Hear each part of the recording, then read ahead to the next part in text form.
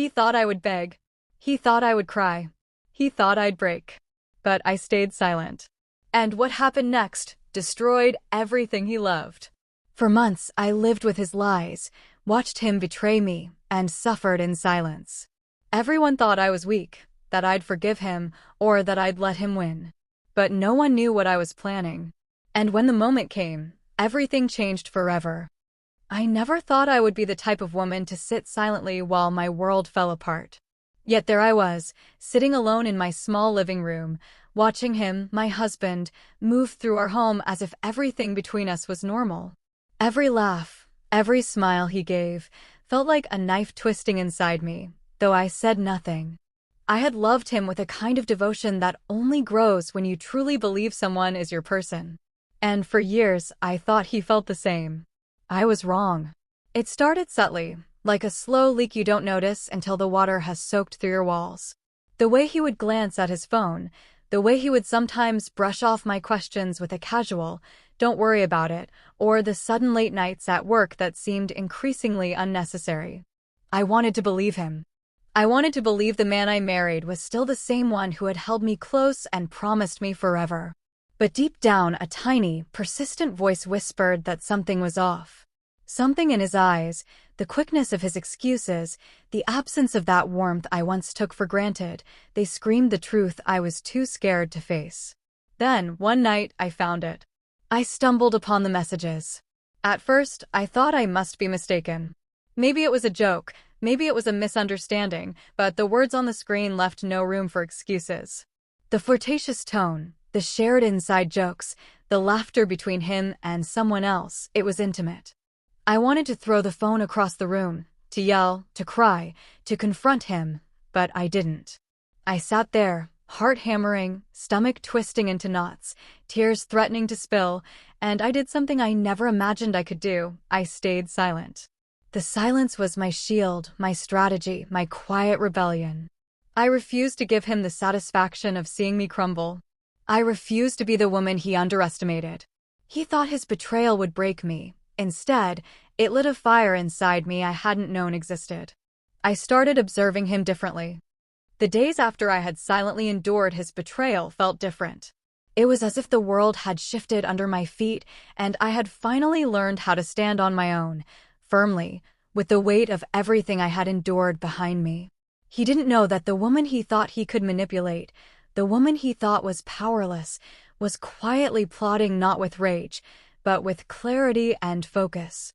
I had taken back control of my life, my emotions, and my destiny, and he had no idea.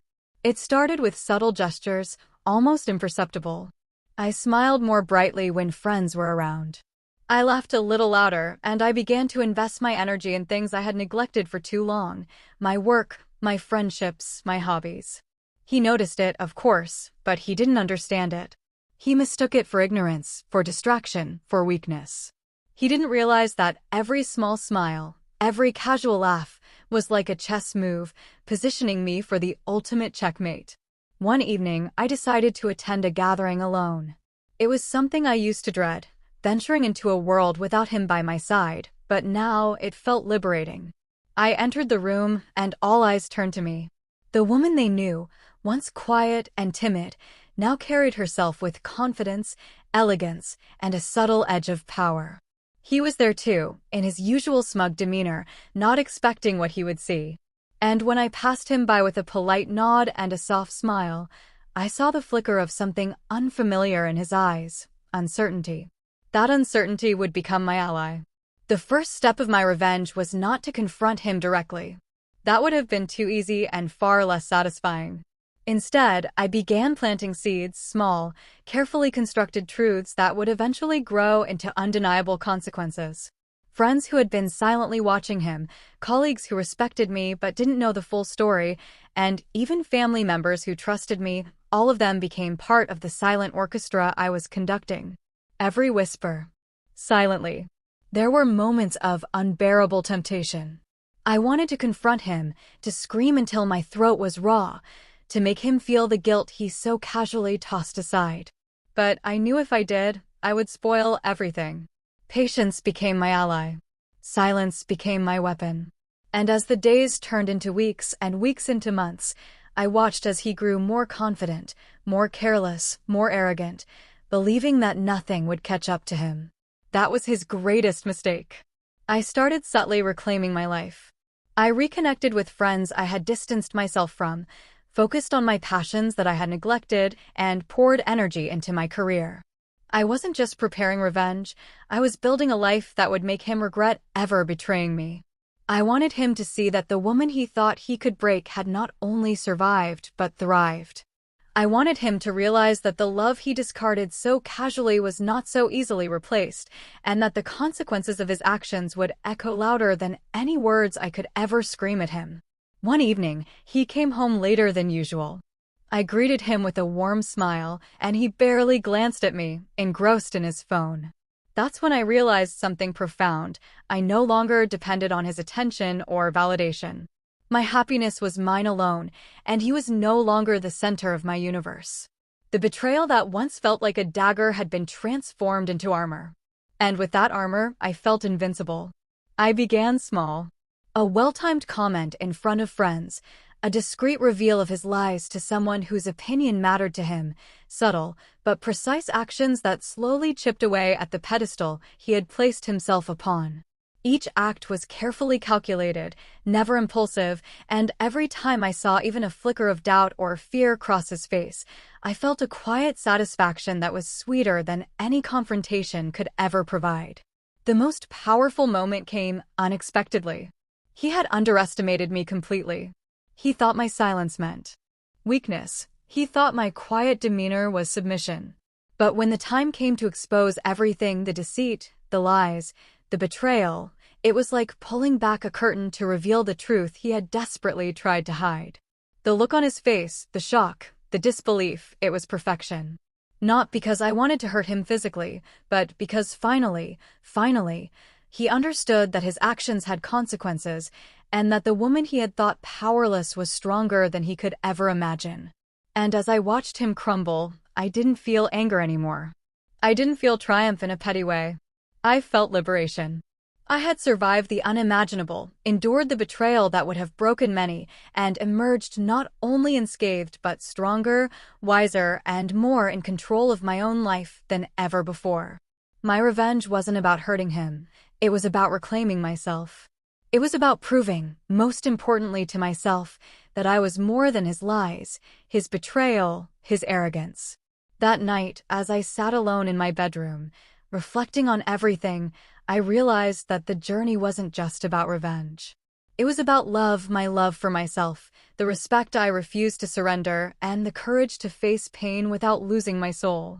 He had cheated, he had betrayed, but he had underestimated one thing: the power of a woman who knew her worth and refused to be diminished by someone else's selfish choices. From that moment on, I stopped waiting for apologies. I stopped seeking validation. I focused on building a life so vibrant, so full, so undeniably mine, that his memory became a distant echo rather than a haunting shadow. The man who once held my heart now watched from the ruins of his arrogance, a silent witness to the strength he had failed to recognize, the resilience he had failed to break, and the woman he had foolishly thought he could control. I learned something essential through all of this. Silence can be louder than any scream, patience more powerful than any rage, and self-respect more valuable than any revenge. And as I closed my eyes that night, a sense of peace washed over me. Because I had stayed silent, I had endured, and in the end, I had triumphed far beyond anything he could ever imagine. The days after I had silently endured his betrayal felt different. It was as if the world had shifted under my feet, and I had finally learned how to stand on my own, firmly, with the weight of everything I had endured behind me. He didn't know that the woman he thought he could manipulate, the woman he thought was powerless, was quietly plotting not with rage, but with clarity and focus. I had taken back control of my life, my emotions, and my destiny, and he had no idea. It started with subtle gestures, almost imperceptible. I smiled more brightly when friends were around. I laughed a little louder, and I began to invest my energy in things I had neglected for too long: my work, my friendships, my hobbies. He noticed it, of course, but he didn't understand it. He mistook it for ignorance, for distraction, for weakness. He didn't realize that every small smile, every casual laugh, was like a chess move, positioning me for the ultimate checkmate. One evening, I decided to attend a gathering alone. It was something I used to dread, venturing into a world without him by my side, but now it felt liberating. I entered the room, and all eyes turned to me. The woman they knew, once quiet and timid, now carried herself with confidence, elegance, and a subtle edge of power. He was there too, in his usual smug demeanor, not expecting what he would see. And when I passed him by with a polite nod and a soft smile, I saw the flicker of something unfamiliar in his eyes, uncertainty. That uncertainty would become my ally. The first step of my revenge was not to confront him directly. That would have been too easy and far less satisfying. Instead, I began planting seeds, small, carefully constructed truths that would eventually grow into undeniable consequences. Friends who had been silently watching him, colleagues who respected me but didn't know the full story, and even family members who trusted me, all of them became part of the silent orchestra I was conducting. Every whisper, every careful revelation, was a note in the symphony of accountability I was composing. Then came the night that changed everything. He had become so comfortable in his arrogance, so confident in his belief that I would continue to silently accept his betrayal, that he didn't notice the storm quietly gathering around him. I had invited a few close friends over for a casual evening, nothing fancy, just laughter, conversation, and connection. But among those friends was someone who had been quietly observing him for months, someone who had seen the hidden patterns of his deceit and who now held the power to expose it completely. As the night progressed, the casual laughter and storytelling became a web. I spoke openly about the importance of honesty, the cruelty of betrayal, and the pain it leaves behind, not naming him, not directly confronting him, but letting the words hang in the air, heavy with truth. He laughed nervously at first, trying to dismiss the weight of my statements, but the atmosphere was changing. Each glance from a friend, each knowing smile, chipped away at the armor he had built around his ego. He realized, perhaps for the first time, that his actions were not hidden. They had consequences. Later that evening, when the group had dispersed, the conversation turned private. He looked at me with a mixture of confusion and fear, asking, "What are you talking about? Are you accusing me?" I smiled, calm and controlled, and said nothing. Silence has a language of its own, and in that silence, he heard every truth I had kept locked away. The look in his eyes, the realization that he had been caught, that his arrogance had blinded him, that he had underestimated me completely, was worth more than any argument, any confrontation, any outburst I could have ever delivered. But I didn't stop there. Revenge, I had learned, is a marathon, not a sprint. It's in the slow, deliberate dismantling of someone's sense of invulnerability. I began to make subtle changes in our shared life, revealing small truths to people who had influence in his social and professional circles, making him feel the tremors of exposure without directly attacking him. The slow, simmering tension was intoxicating. He had no idea how carefully I had orchestrated everything, how every move I made was calculated to maximize the impact of the moment he would finally realize the depth of his mistakes. One evening, as we sat together for dinner, a routine he believed was mundane, I dropped a single comment, casual yet loaded with meaning. It was something about integrity, about consequences, about trust. His fork paused midair. The words seemed innocuous to anyone else, but to him, they were a silent dagger. He tried to respond with humor, but it fell flat. I watched as the realization dawned, slowly but unmistakably. The man who had once laughed at my pain now felt the first pangs of discomfort, the first hints of fear. That fear would grow. Meanwhile, I continued to cultivate my independence. I focused on my work, gained recognition for my achievements, and even reconnected with dreams I had abandoned for the sake of a man who didn't deserve my full devotion. Each success, each step forward, was a quiet reminder to him that the woman he had betrayed was untouchable. She was thriving, she was shining, and he had no control. The contrast between my vibrant life and his crumbling sense of dominance was a revenge more potent than confrontation ever could be. The pivotal moment came one afternoon, unexpectedly, when a trusted mutual acquaintance, someone who had been silently observing him, approached him with questions. Their words were sharp but fair, highlighting inconsistencies, discrepancies, and the echoes of his betrayal. His face turned pale, his confident mask cracking. I watched from across the room, smiling subtly, knowing that the web I had woven over months was finally tightening around him. This was the moment when silent revenge became undeniable. He realized, painfully, that he could no longer manipulate reality to his liking. The woman he had tried to control had orchestrated the ultimate retribution, empowerment, dignity, and undeniable truth. And yet, I felt no malice in that moment. No gloating, no cruelty. Instead, a quiet satisfaction, a deep, liberating sense that justice had been served, not through confrontation, not through drama, but through strength, intelligence, and self-respect. He was forced to face the consequences of his actions, not through anger, but through the undeniable reality that his betrayal had dismantled the life he thought was secure, while mine had flourished beyond his comprehension. At night, alone in my room, I reflected on the journey. The tears I had shed, the heartbreak I had endured, the quiet moments of doubt and despair, they had all led to this. I had turned pain into power, betrayal into self-discovery, and anger into precision. My revenge was complete, not in the dramatic sense, but in the sense that I had reclaimed my life, my voice, and my dignity. The man who had once held my heart now watched, powerless, as I soared beyond the limits he had imposed. And in that realization, I found freedom. Freedom from fear, from sadness, from dependence. Freedom from the illusion that someone else could dictate my worth.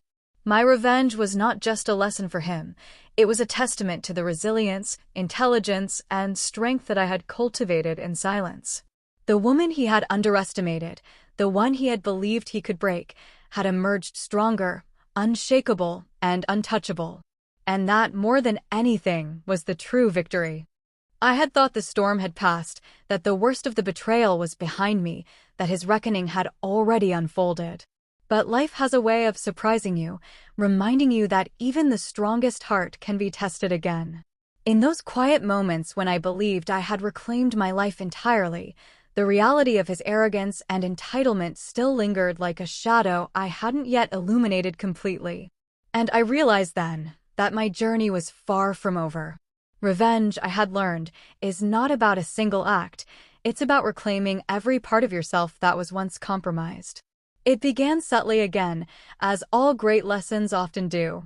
He had grown cautious after the public unraveling of his deceit, but not cautious enough. Confidence is a dangerous thing when mixed with ignorance, and he still believed he could manipulate me, charm me, or at least continue underestimating my resolve. He thought the worst was done, that the silent storm I had brought into his life had passed. He was wrong. I had been quietly observing, preparing for the moment when he let his guard down, and when he did, I would strike, not with rage, but with precision, the kind of revenge that leaves an indelible mark not just on someone else, but on your own sense of victory. One evening, he walked into the room, smiling that smug, infuriating smile that once made my heart flutter, but now only reminded me of how I had been fooled.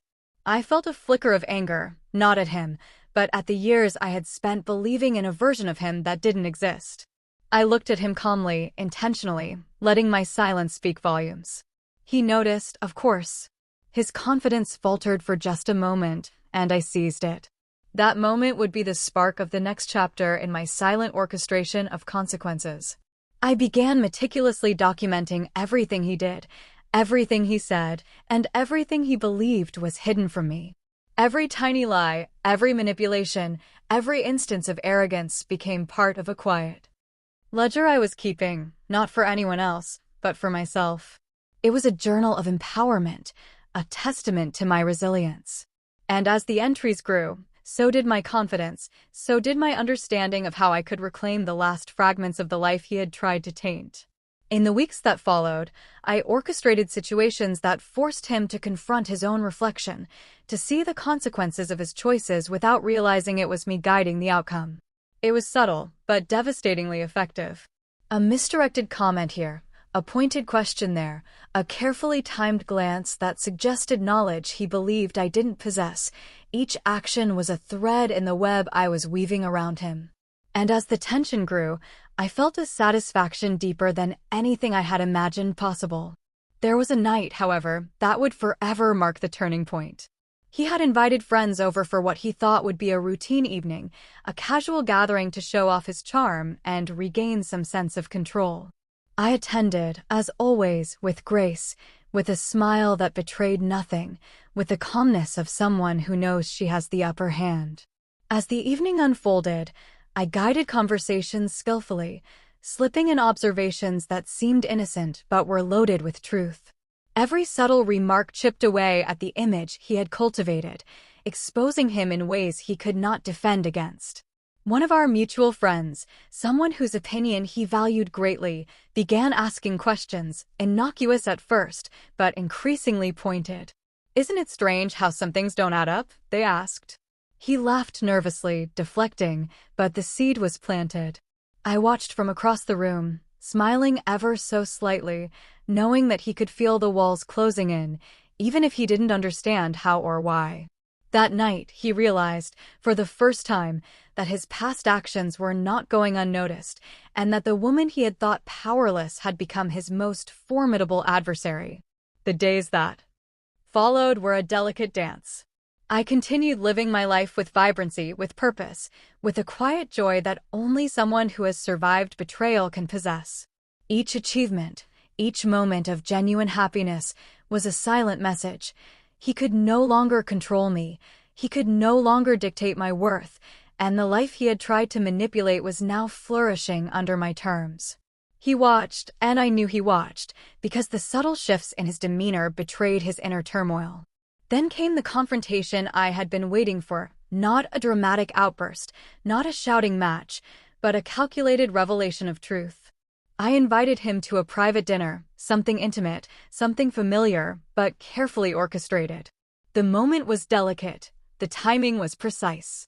And when I finally spoke, I didn't accuse him, I didn't scream, I simply recounted the facts, calmly, deliberately, with every word weighted by the silent observation I had maintained for months. His reaction was instantaneous, a mixture of disbelief, panic, and finally, understanding.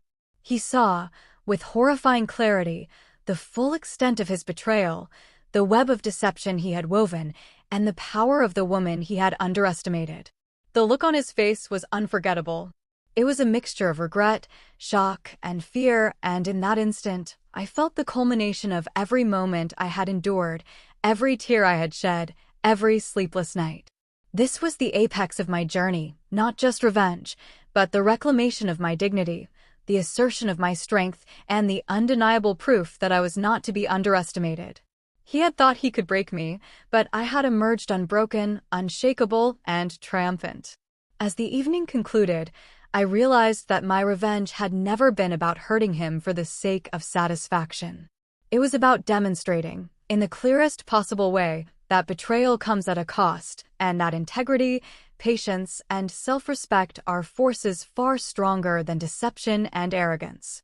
He would carry the weight of his actions forever, and I would carry the strength of having survived, of having reclaimed my life, and of having emerged victorious in the most profound sense. In the weeks that followed, the dynamics of our shared life shifted irreversibly. He approached me with caution, with a newfound respect, perhaps even fear, and I responded with calm indifference. The power imbalance had changed, and the woman he had once dismissed as weak now walked beside him as an equal, untouchable in her dignity, unwavering in her resolve, and radiant in her reclaimed self-worth.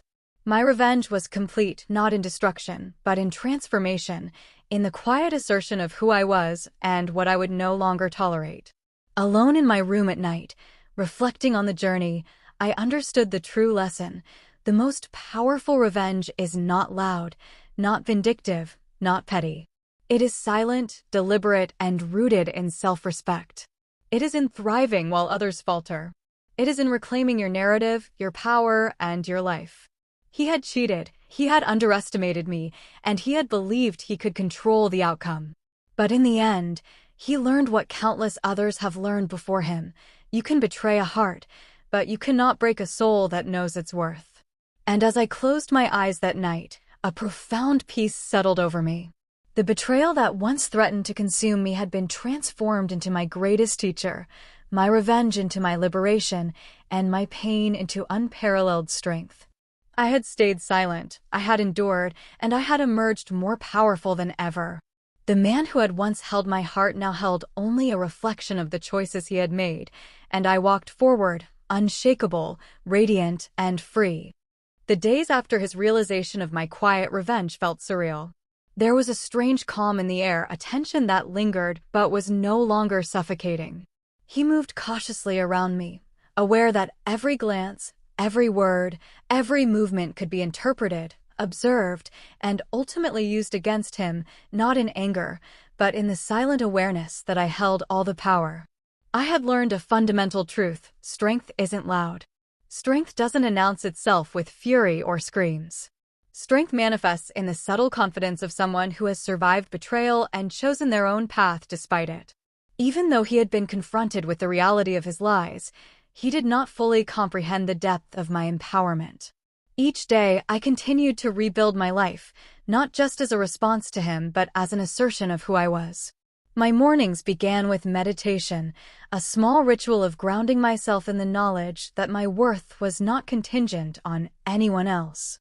Work became my sanctuary, friends and loved ones, my support and reflection of the life I deserved.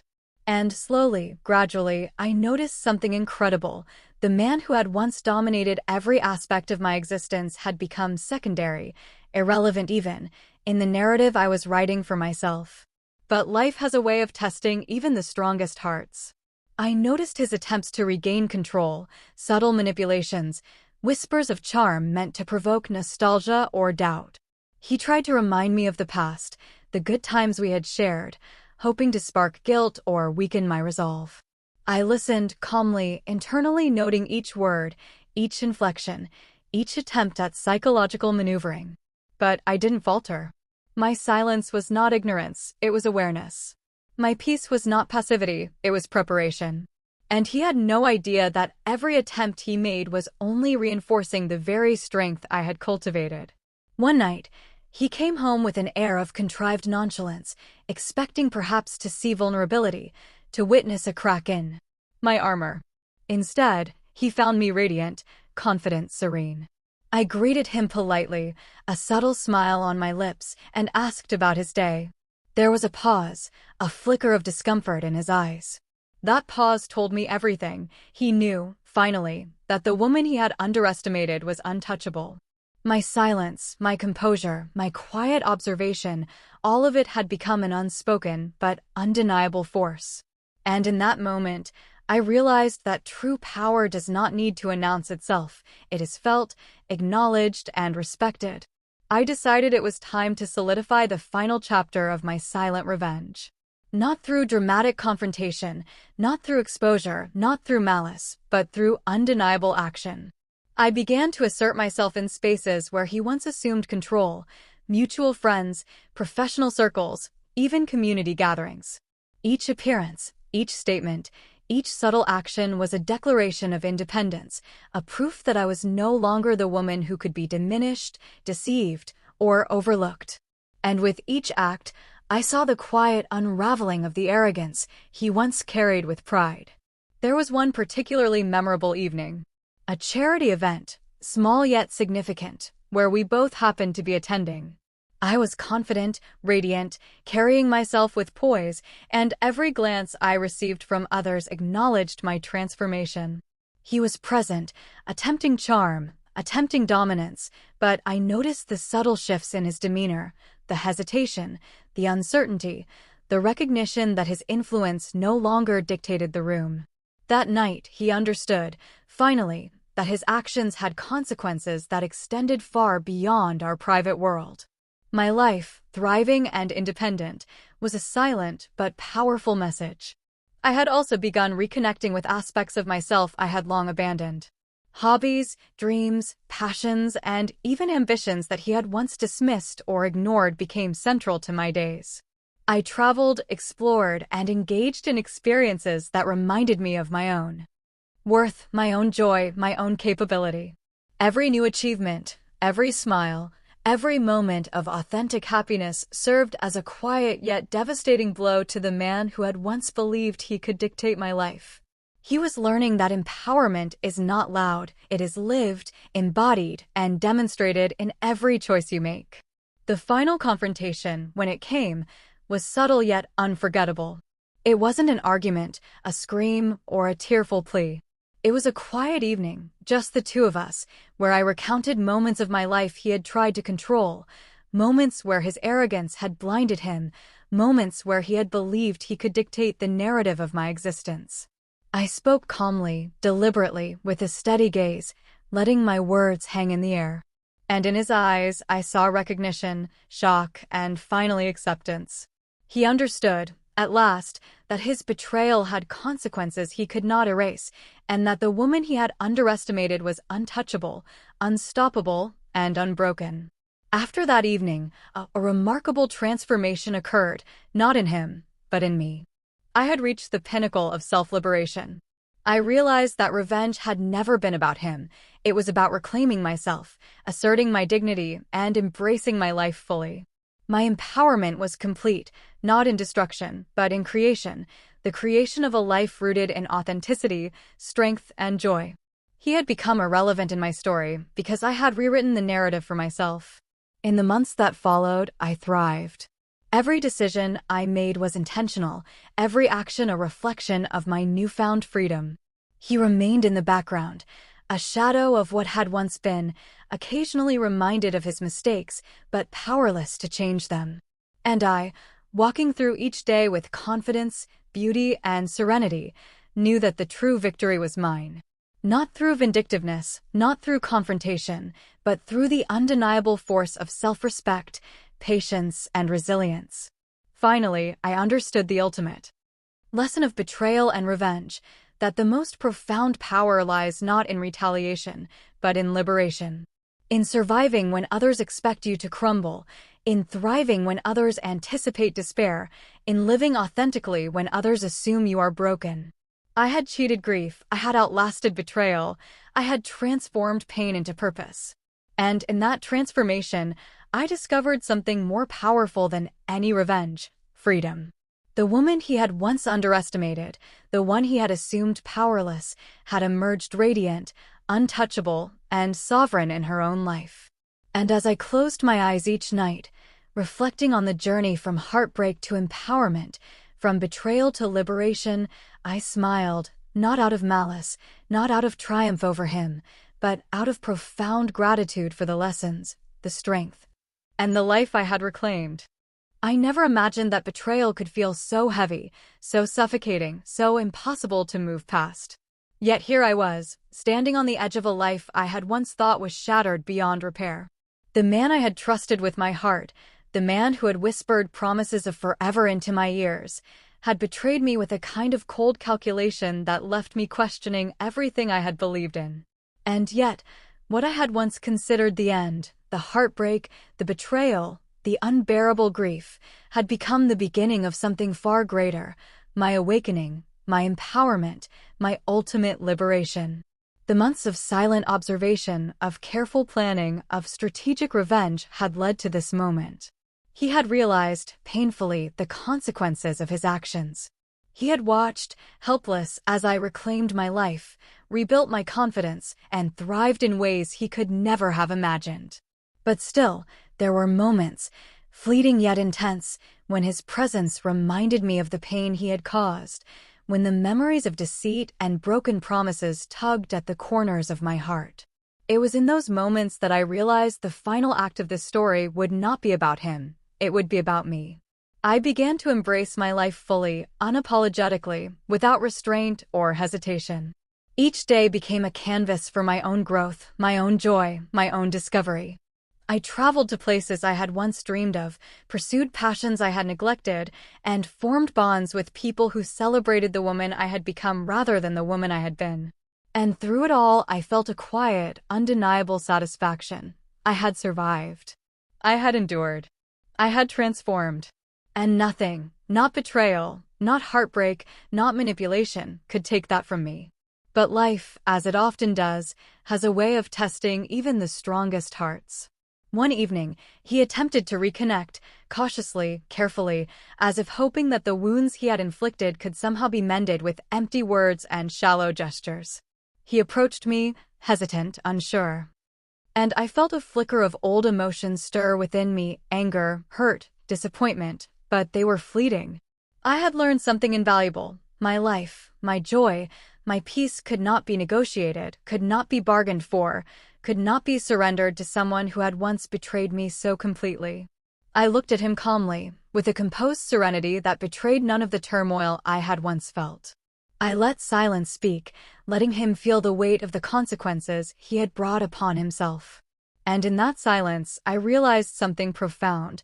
I was no longer defined by his actions, his choices, or his betrayal.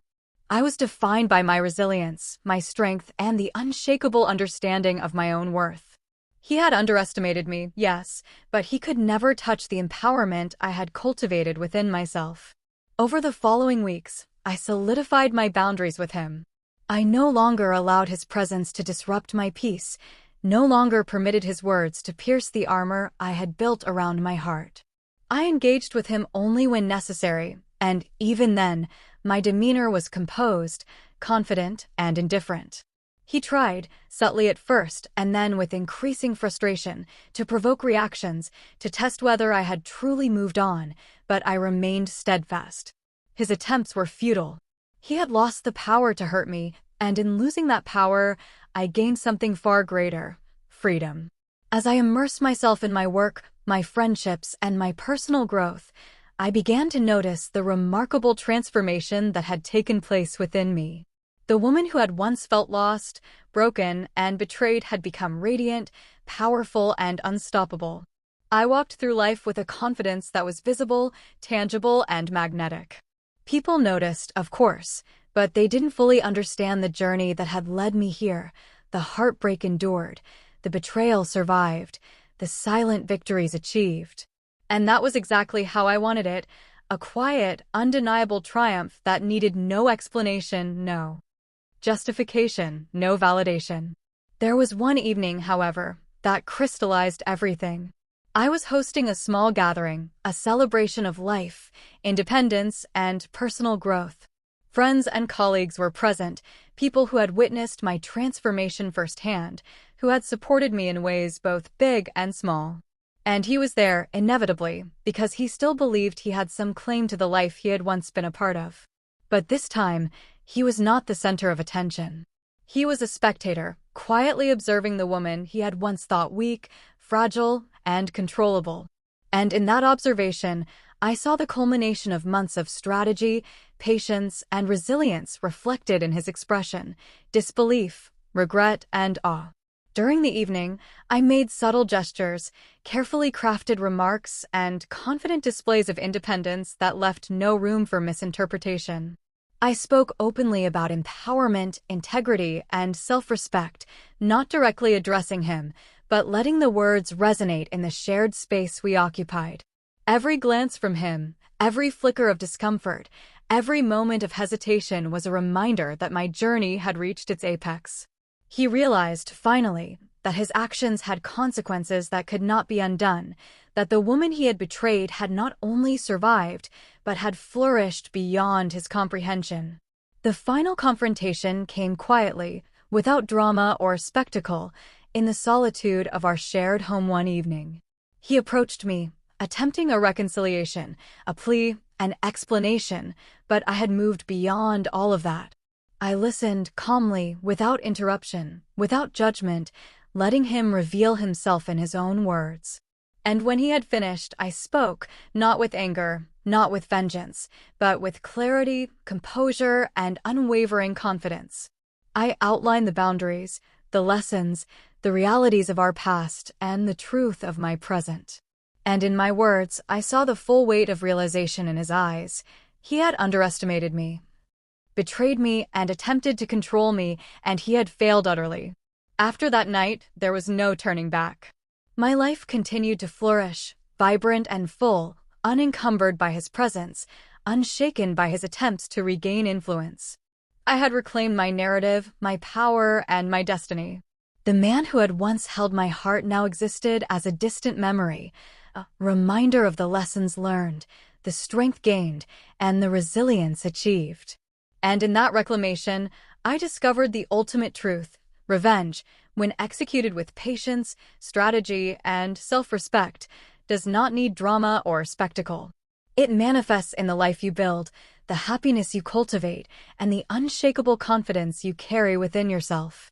Through all of this, I learned the most profound lesson of all, that the greatest power a woman can possess is the knowledge of her own worth, the courage to reclaim her life after betrayal, and the wisdom to transform pain into strength.